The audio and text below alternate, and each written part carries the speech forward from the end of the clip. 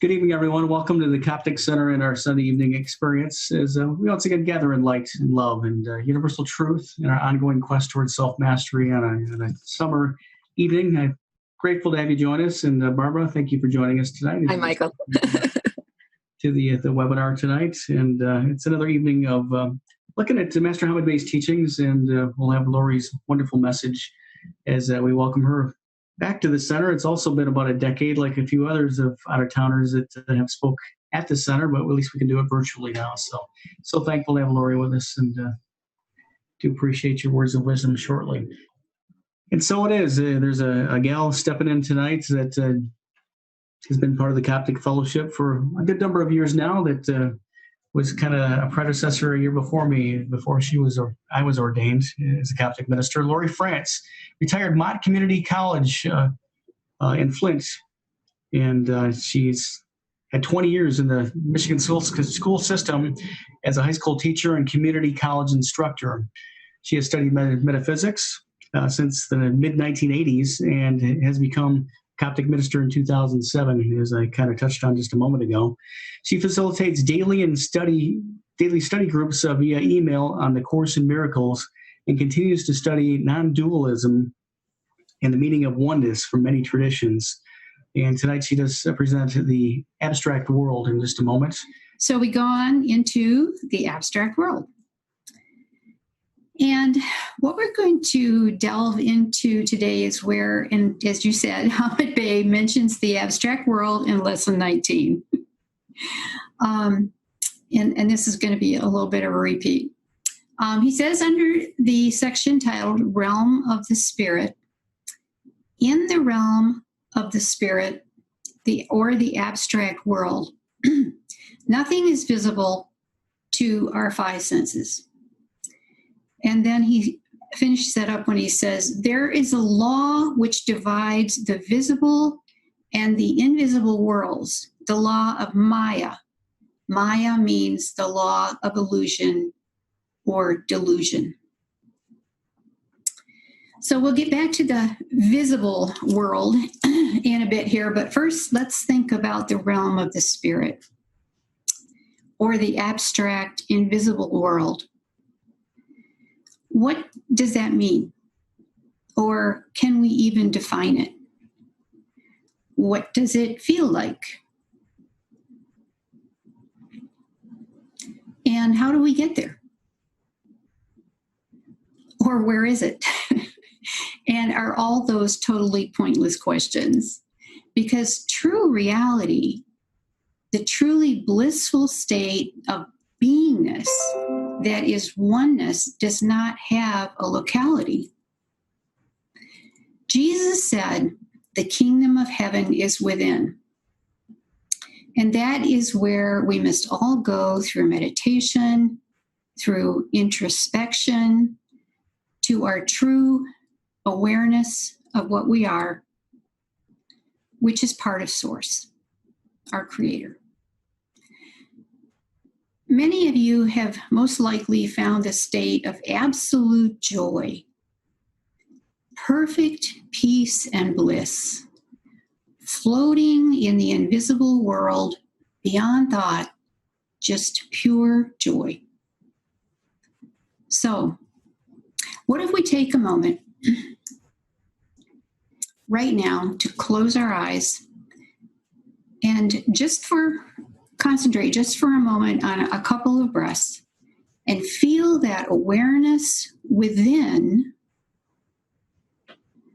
that we are one with our source, floating in an ocean of joy. So just for a moment, let's close our eyes and take a couple of deep breaths.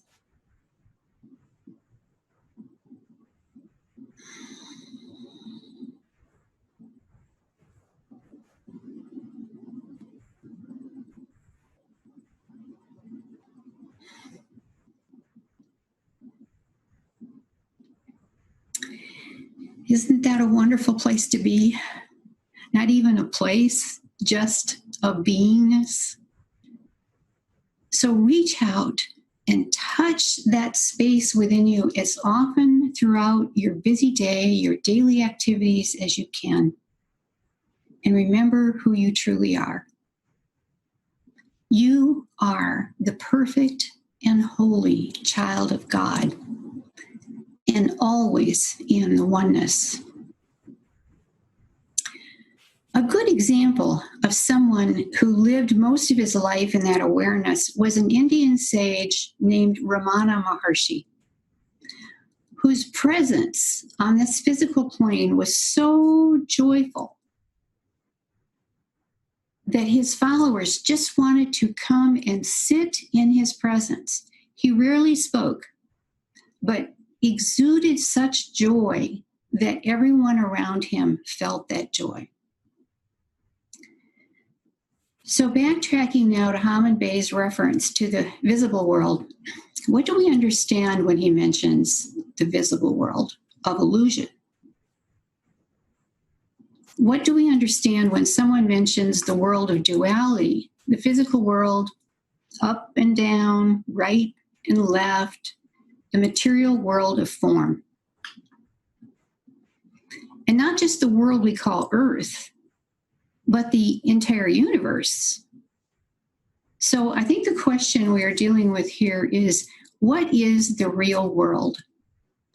If God created reality, what is reality?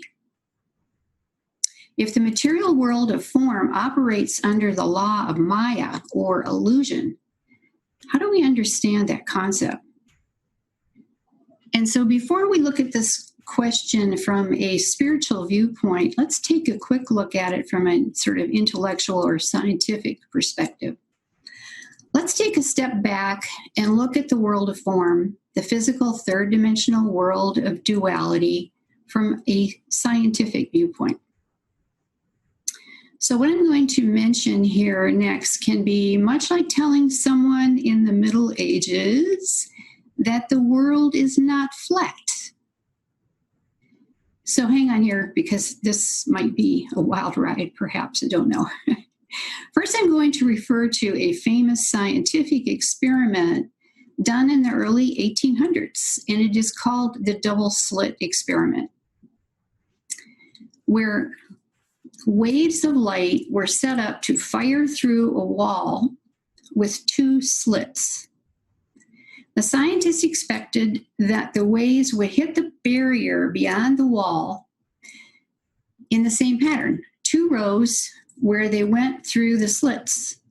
However, when they checked, the waves had bounced all over the place on the other side and were not congruent with having passed through 2 slits. So they set up a device where they could observe the waves passing through the slits and see how that happened. Except that when the waves were being observed, they passed through the slits and hit the barrier on the other side in a pattern that was congruent with the slits. 2 rows of waves exactly where the observers thought they should be. So if you want to check out a video that explains that experiment much better than I can, you may want to watch What the Bleep Do We Know? Maybe some of you have already seen that. Yeah, some of you have. I see you, yes. Okay. And then there was a follow-up. By the way, this is the one I have, is What the Bleep Down the Rabbit Hole. If you can see this by crazy light situation here. Down the rabbit hole. And this is the one I have. Now that's a sort of short, non-scientific explanation of that experiment. But what was concluded was that the particles, atoms, light waves, whatever you call them, behave as they do because an observer is observing. In metaphysics, the observer is referred to as consciousness. And in regards to the world of duality, some scientists have concluded that the world as we know it in 3D is the result of collective consciousness, or as many have referred to as a hologram, an illusion created by consciousness. kind of like a simulation, living in a dream. And there are many, many videos about this online. But you might like to check out a short video on YouTube on this topic. It's a video by two young men who call their videos The Good Stuff. And this video is called, Is the Universe a Hologram? And in the video, the two young men are interviewing a physicist, Leonard Susskind. And this is not a spiritual video, but a video from a scientific viewpoint. So you're not discussing anything spiritual in it. So what does all this mean? Some quantum physicists and other scientists are telling us that the world is a hologram or make-believe, kind of like the Matrix or the many dream worlds in the movie Inception. Wow. Kind of hard to wrap our minds around that, right?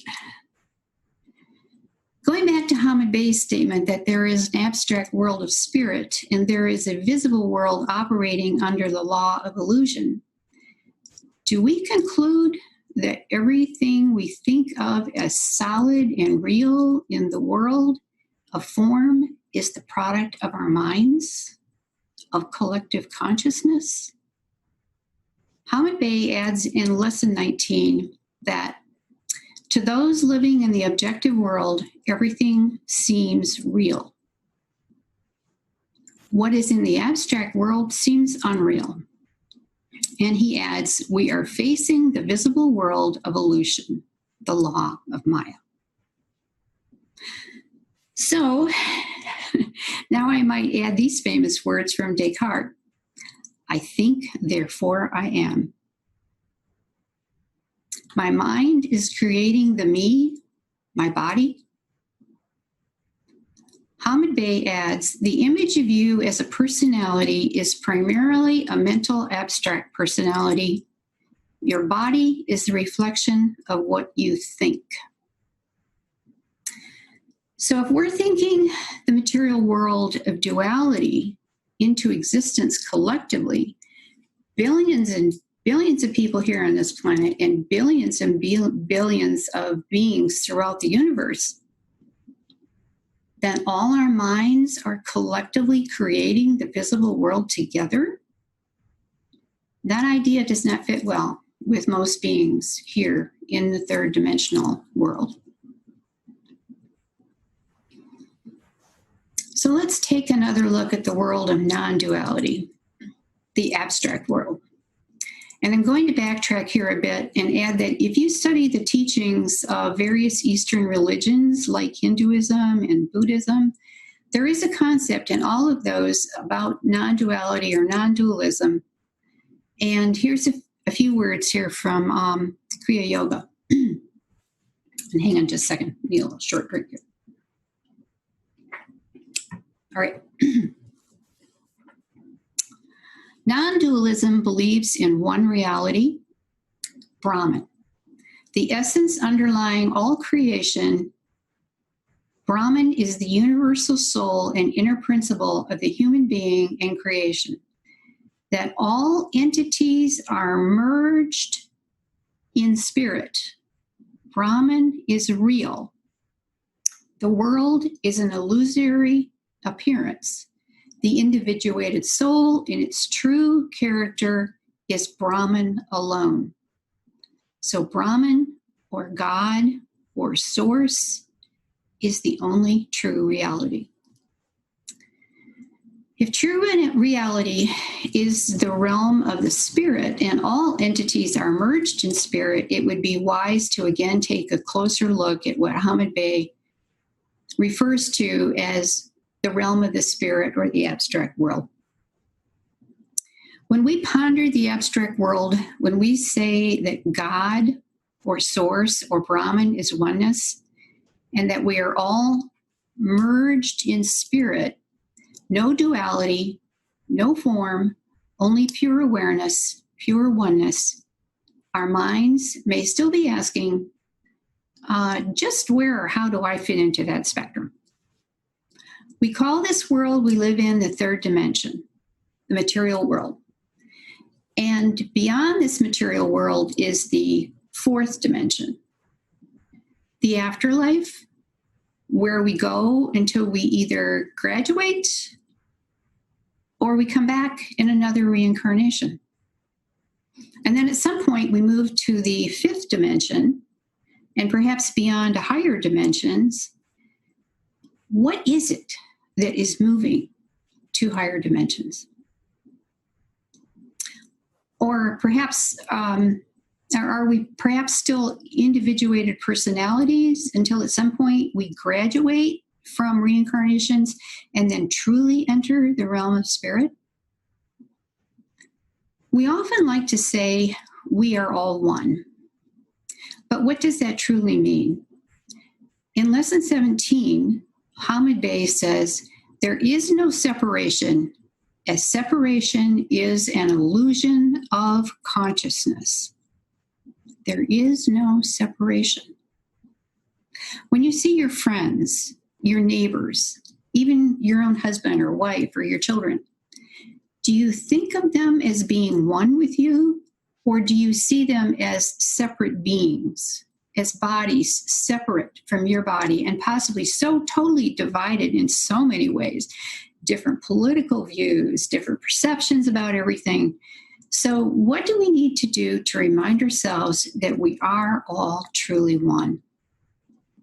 And this is where you drop your sense of being a separate person, your individuality, your persona, your sense of being a body in this world.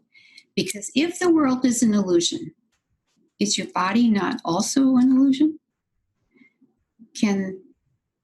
That can be a really hard concept to wrap your mind around. This thing isn't real. This sure feels real. I'm pinching it right now. It hurts. Ouch. Anyway, I have heard many friends tell me that to say their bodies aren't real, that this world is not real, just cannot be believable. Our ego cells need to hang on to these bodies right up until the day we die, or so-called die. So no letting go, at least not easily. But how did masters like Jesus walk on water? Not physically possible, right? Heal the sick, bring people back from the dead, just not physically possible. But if we know how to activate the power of our minds, perhaps anything is possible once we realize that our minds are creating this so-called reality in the first place. And our minds can change that reality at any time. The billions of people on this planet, and again, the billions and billions of other beings throughout the universe, are all drops of water in the ocean we call God. And so we are one with all, one with our source, our creator, and each one of us has free will.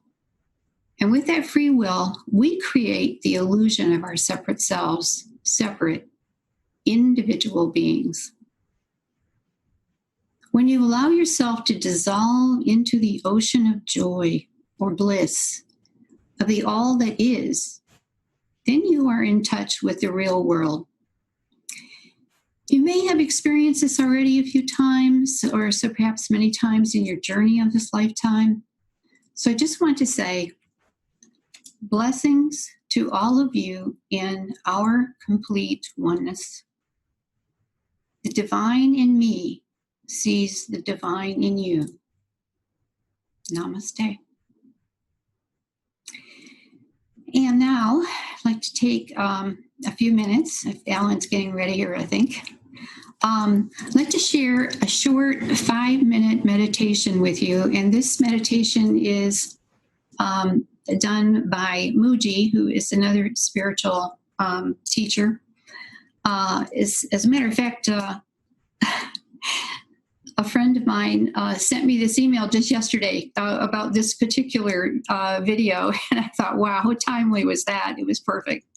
And so I passed it on to Michael, passed it on to Alan, and he's got it set up for us to listen to. and just spend 5 minutes thinking about all of this. And again, we're going to be looking at our oneness. Okay, thank you. Before the heavens were made, and all the stars were placed, we were one inside God's own heart. Don't you remember?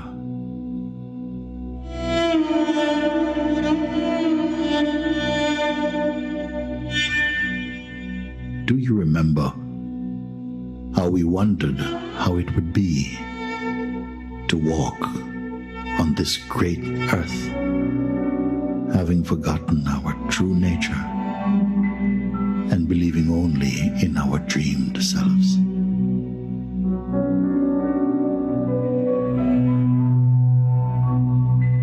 How our Father would bring us together again in oneness by awakening our minds to the real.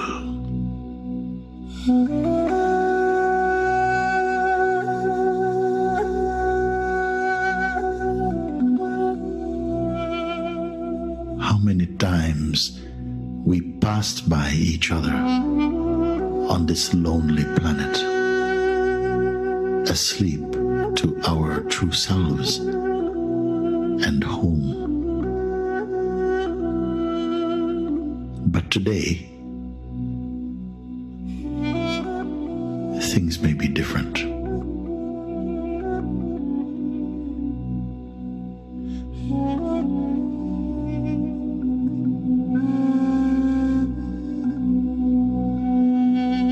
Oh, beloved, wake up. Wake up. Wake up.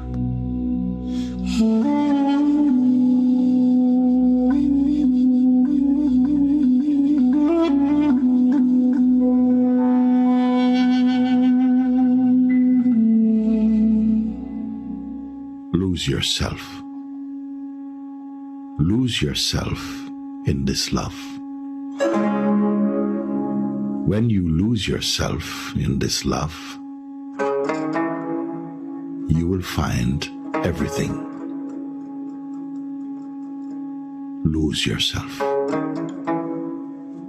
Lose yourself. Do not fear this loss, for you will rise from the earth and embrace the endless heavens.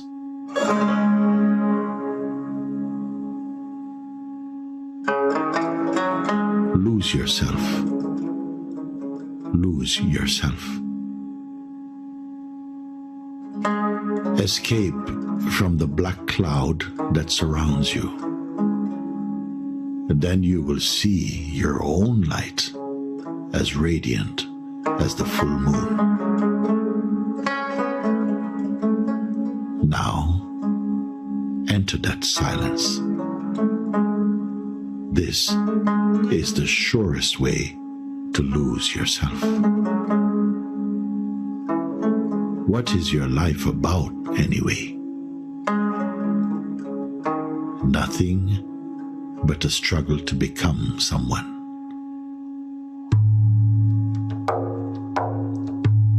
Nothing but a running from your own silence.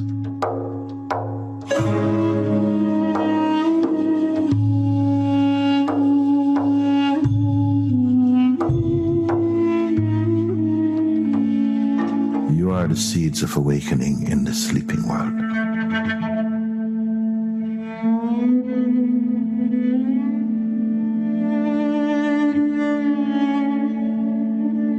So don't sleep now. Don't turn back.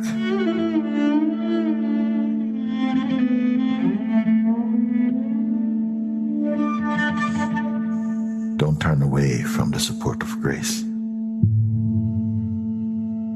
Shun arrogance and pride.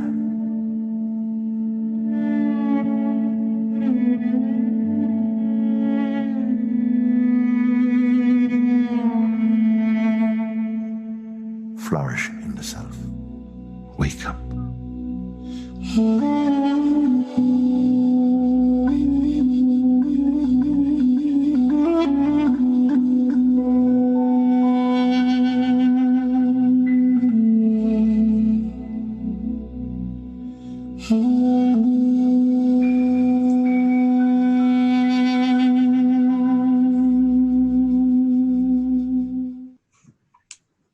Beautiful. Thank you much, Lori. Wonderful presentation tonight. Namaste to you. As the veil starts to thin as we move towards ascension, the abstract of the real or unreal, depending on which way you look at it, I guess, is how is that becoming more present in our everyday world, especially in this time of change? I think it's time is speeding up, people say. I guess the thought of what was abstract is more real. I guess, how do we see that coming to the forefront now in the world around us is my question I'm leading to. And that's some of the thoughts that came to my mind during your presentation tonight. So what's your thoughts on that? You look at the awakening of minds of men and women, the way we view each other. Yeah. For me, I really think that this time of COVID has, I understand, been a sacrifice economically for a lot of people. But I also think that it is helping us to take that time and become maybe just a tiny bit more aware and questioning and getting closer, maybe just taking a step forward or a step up a little bit to a higher level of consciousness. And I mean, that's what we're here for. It's supposed to be a schoolroom, right? This earth. It's supposed to be a place where we learn how to graduate at some point. And I feel like what we're going through right now, worldwide, not just in the United States, but certainly worldwide, is actually being hopeful. I have spent the last 6 years documenting and making real the abstract world, from my introduction to the Lifestream Center of Roanoke, Virginia.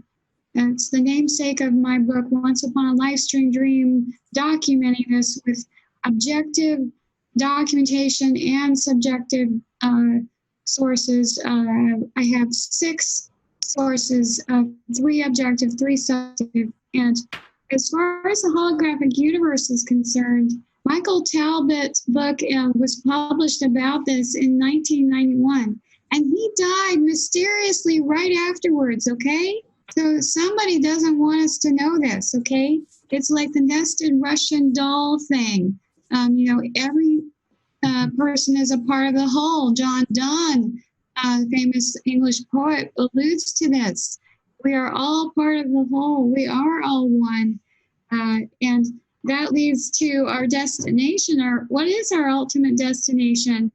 I've always asked this at conferences. Are we going to just go back to this big amoeba-like blob sort of state of existence?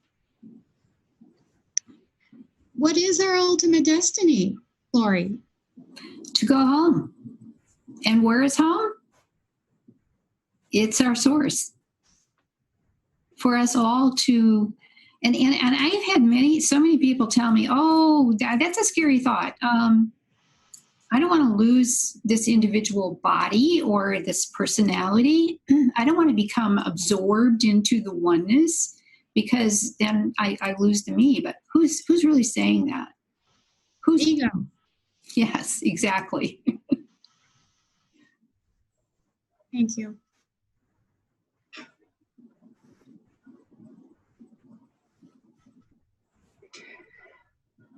I think Nancy has a question. She's muted yet. Okay. Yeah, there you go. I think what I'm getting is we are all one because we're all alike in the fact that we have a soul. Our souls are all alike. I mean, it's made up of the same matter. The illusion is our physical body.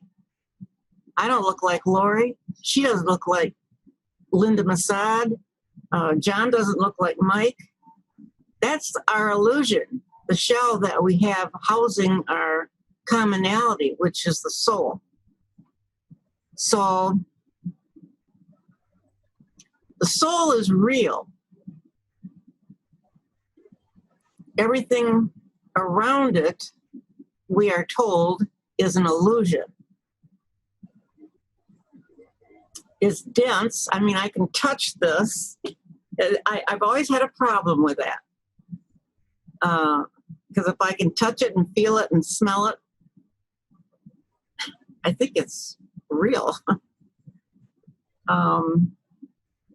Does it matter? In the whole scheme of things, does it really matter? I don't think so. A chair, a car, a house, all these material objects, including our form, it is an illusion. It doesn't really matter. But it is on one hand dense. It does have, it has a form to it. Now, on the other side of the veil, as I'm told, I've not experienced it, but there is, as far as souls are concerned, we will all recognize each other. We will see the divinity of all of ourselves. And I guess there will be some recognition. How am I going to recognize the soul of Lori?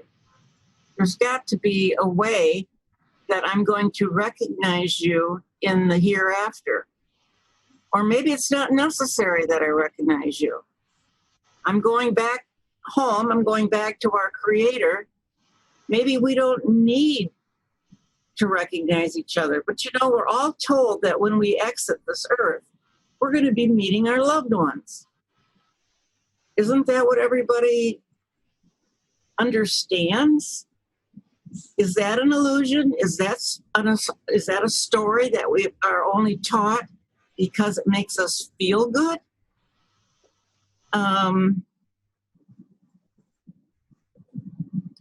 We're probably all going to merge with God the Father and Mother and Creator.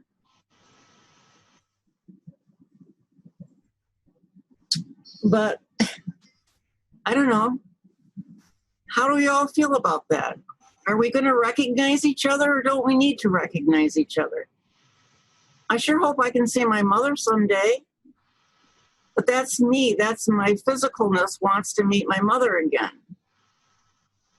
Does anybody know? Have they heard?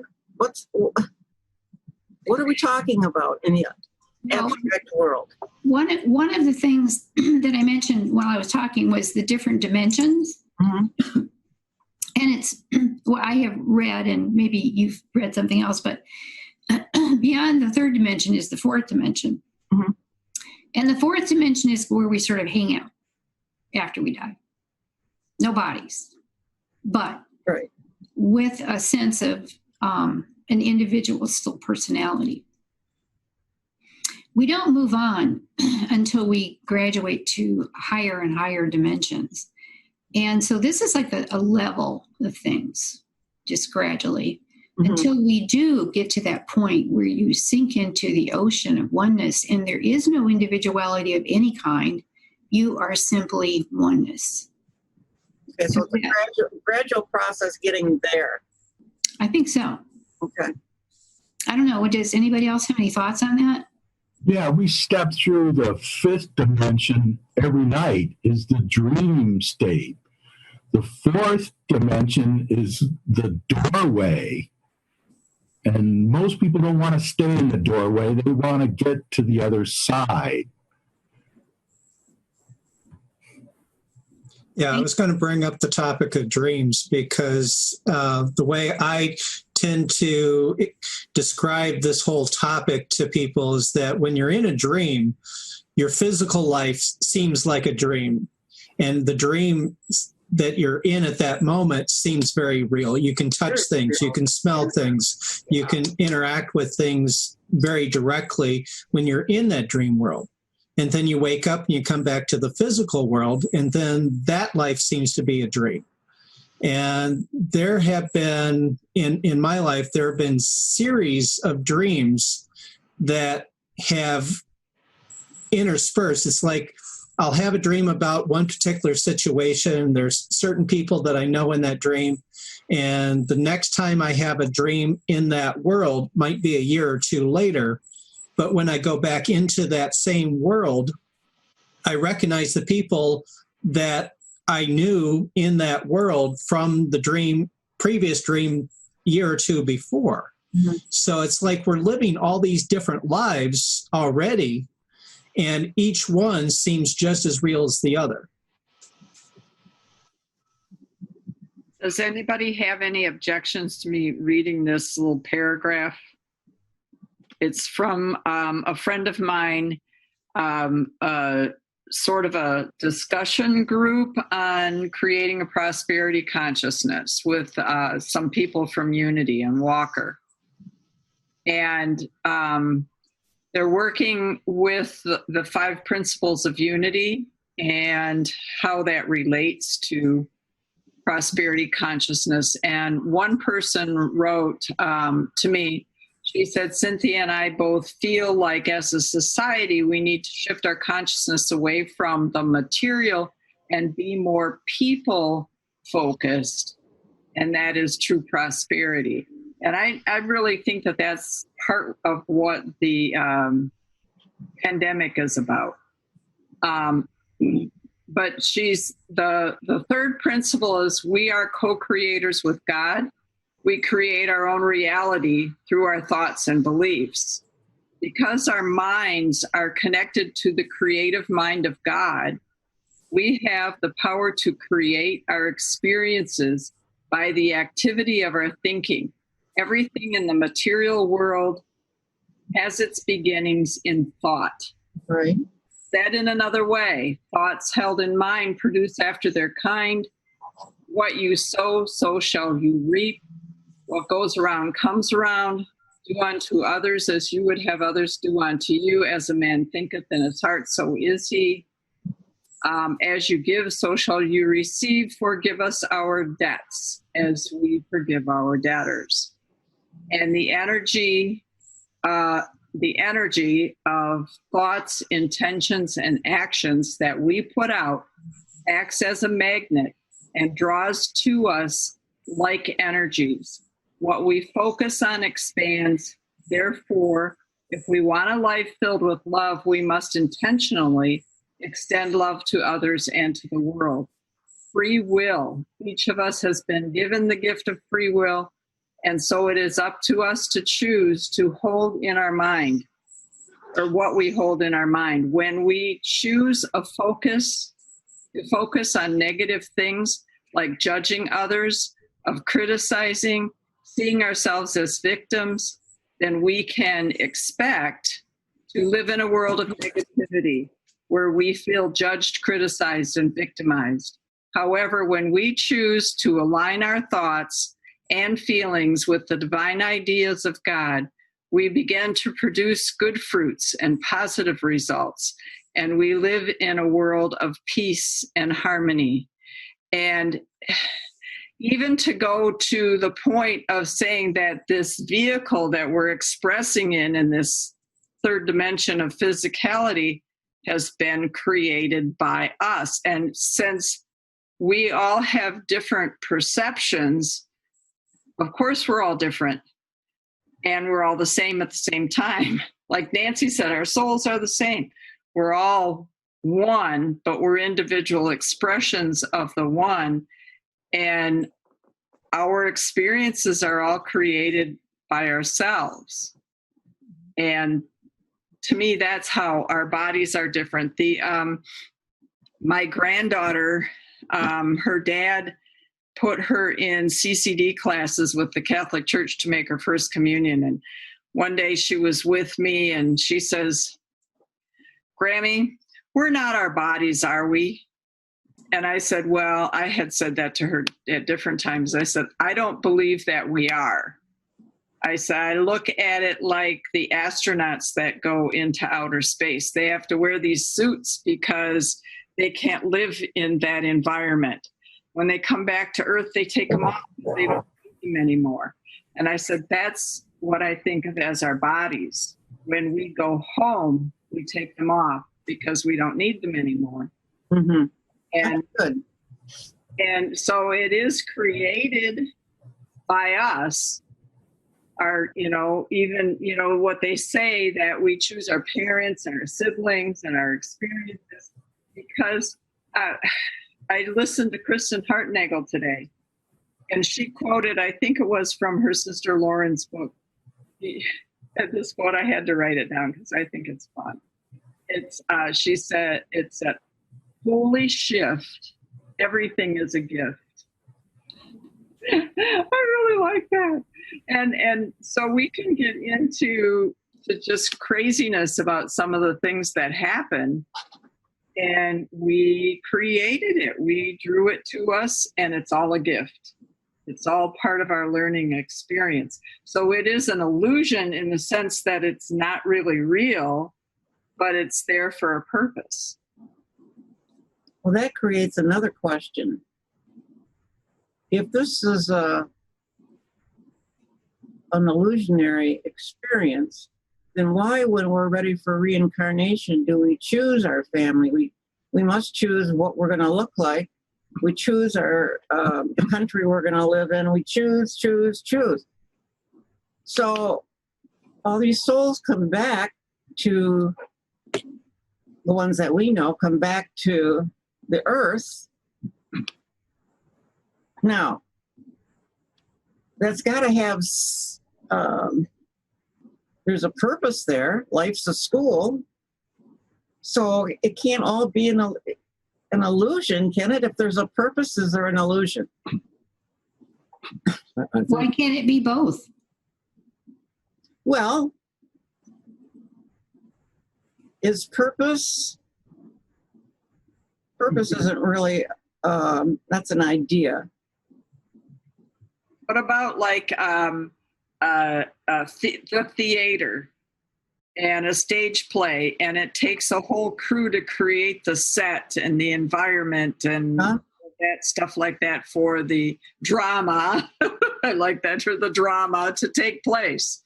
And but when the actors step off stage, they're themselves. They're not part of that. But it's quite an elaborate creation that they make to give us an experience, to give the audience experience. I can kind of relate to that, because if, we all live a lifespan of 70, 80, 90 years, then in this span of time that we're in right now, we're in this play.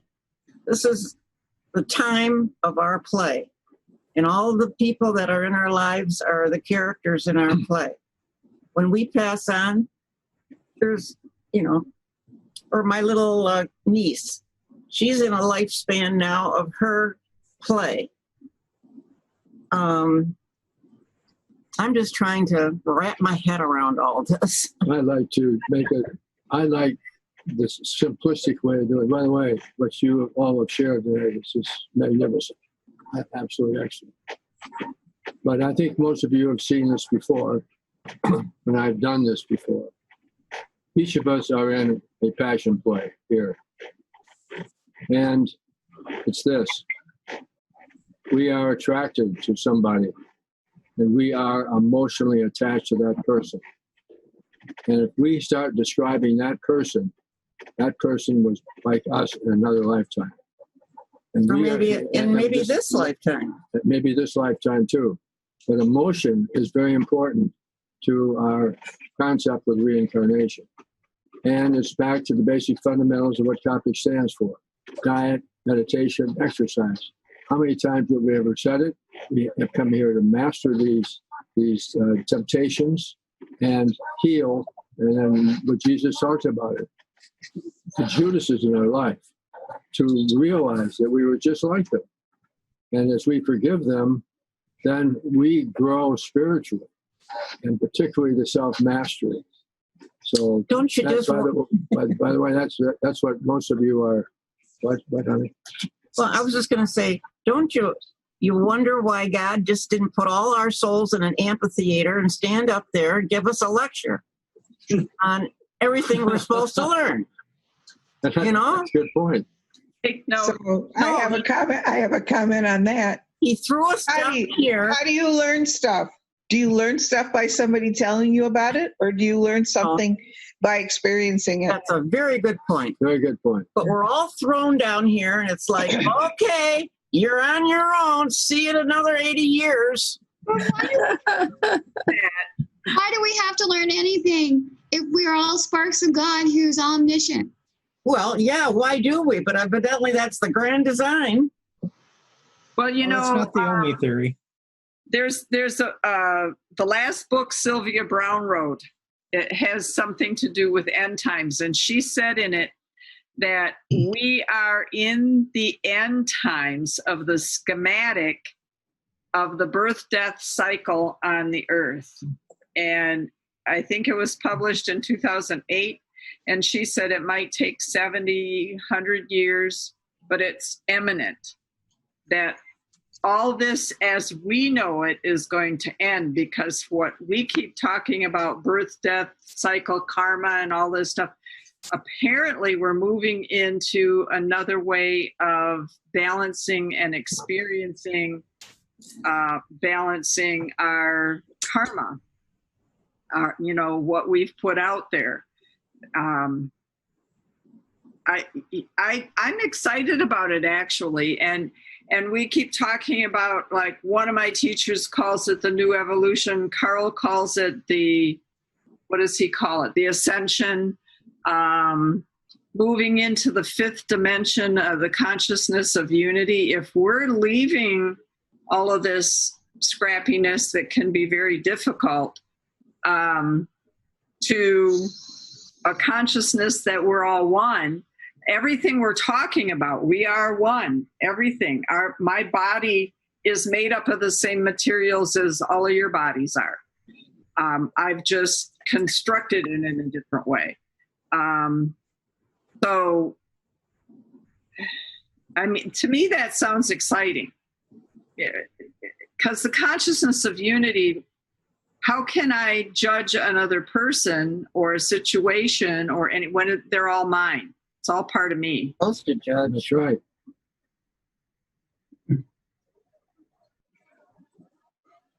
Anyway.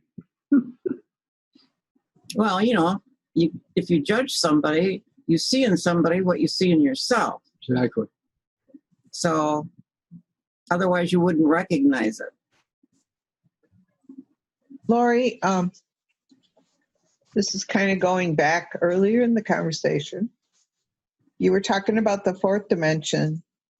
We're hanging out in there. And if we don't have a body, my thoughts on this is we'd recognize each other by the energies, by our energies. Is that sort of what you're sort of describing? That sounds quite logical, I guess you might say, in terms of, there's another great book, in case you ever want to read it, by Tina Spalding, who's doing Channeling Jesus right now. And she put together a book, again, this is a channel book, called Great Minds Speak to Me.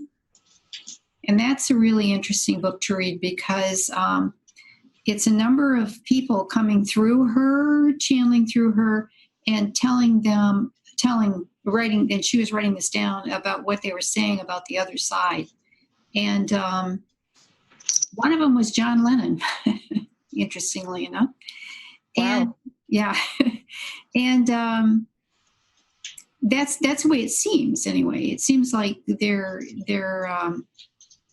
is a level of in the fourth dimension still of an individuated consciousness. So, being aware of other beings in that dimension. Vibration, perhaps,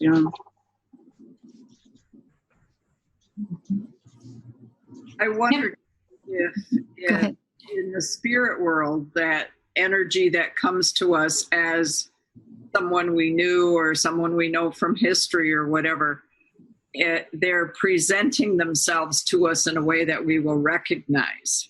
Whether they actually really are that or not, I don't know. But how would we recognize them if they didn't do that? How would they have credibility as we share the information they give us if we don't identify where it came from?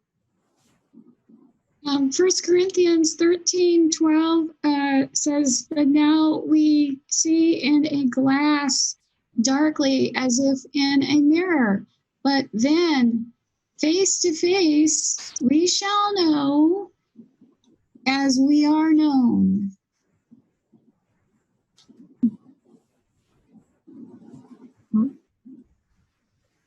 Well, this week I got a newsletter from John Van Auken about some of the Casey materials, and he talks about the end times, and the Mayan calendar and Casey had both predicted the end of the Piscean age, in 2012, and he said that was the end of the age of movements or change and the beginning of the age of the spirit of living things, a time when physical appearances and forms will no longer be our primary reality, but the spirit, the essence, the vibrations of a thing and a person will become primary. So I think we'll know our family, our friends, by their vibrations. You don't have to necessarily see a person to know they're in the room with you. Sometimes you can feel the presence of another soul with you or another person. And I do believe that we're at this point in time. He was talking about the Mayans knew it by the alignment of the stars and the planets, and their astronomers were very accurate in charting the sun's movements among the stars and the dates. And we are now in this period. And in your Michael Joy, what you were reading, I get also from the ARE thoughts for the day. And there were 2 thoughts for the day that I got this week that I thought fit in exactly with what you said. And one of these was a Casey reading that says, as these thoughts or vibrations or expressions give out to others, we receive these in return. That if we would bring the best to ourselves and others, we should give of our best to others. See, that was one of his readings. So whatever we give out, we will get back. And then another one was, know in self that in giving a helpful influence, the magnifying of virtue in others and the minimizing of their faults is the beginning of wisdom in dealing with others. And this one really hit me because there's so many times when I'll start to get upset with somebody and see the things that they're doing wrong and not look at what they're doing right. And I realize the more I focus on what's going wrong, the more I'm going to get of that energy back. I need to stop looking at what's going wrong and look at what's going right. And that's what you were saying. Mm-hmm. It is, I don't know where I heard it first, but that saying, if you spot it, you got it. Mm-hmm. Yeah, that's what I said too. Spot it, you got it. Yeah. Yeah. One finger pointed at one person, 3 fingers pointed at us. And that's how we learn. We attract what we are at that moment. And then we can heal, forgive, release, and help. To always help. And it's always about how we are serving others. So, boy, it's been a wonderful evening. Yeah. It has been. Well, another point in here was grace, remembering that there is always grace. What we have done, we can be forgiven. And even Jesus, at the time of his being on the cross, forgave the others. Forgive them, Father, for they know not what they do. And so there's always forgiveness available to us. And I think we're here to awaken to that. These are things that we once knew and we forgot. And Nancy, that's why we're back, is to remember where we were before we got so caught up in all this materialistic stuff. And the COVID virus is requiring us all to have more introspection and to look at one another and see how we do affect each other, how we're not alone. It doesn't matter if you know that person, if you've talked to them before or not, but they can have a very definite effect on you, even physically now with this virus going around. Mm-hmm. Thank you. So we're interconnected in many ways, more than we realized ever before. Mm-hmm. This has been one of the better evenings we've had in a long, long time. Yeah, discussion was good. Fantastic. Thank you so much. Thank you. Good discussion.